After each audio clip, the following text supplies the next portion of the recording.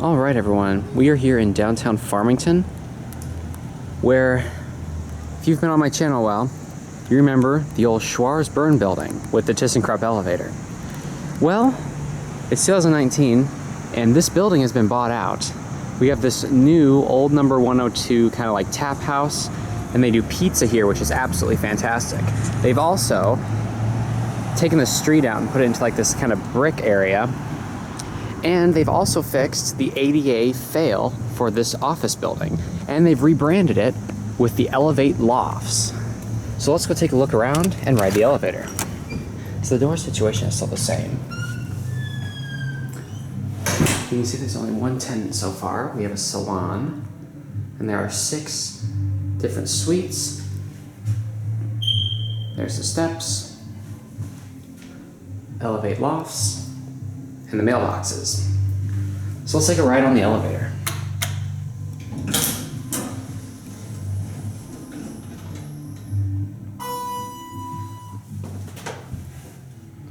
The elevator is still the same, except for the text on the door. The certificate looks like it's still the same. Yeah, Schwarz Properties. And it still says Oasis Bookstore, which is wrong. So that'll probably have to be redone. So let's go ahead and take a ride.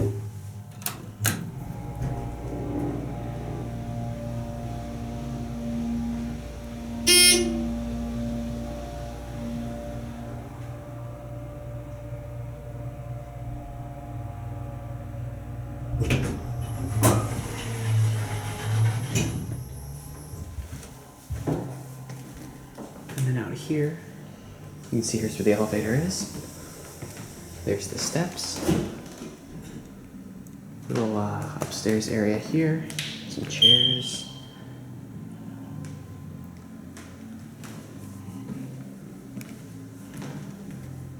There's the salon. And here's what one of the office suites look like. As you can see, they are very nice.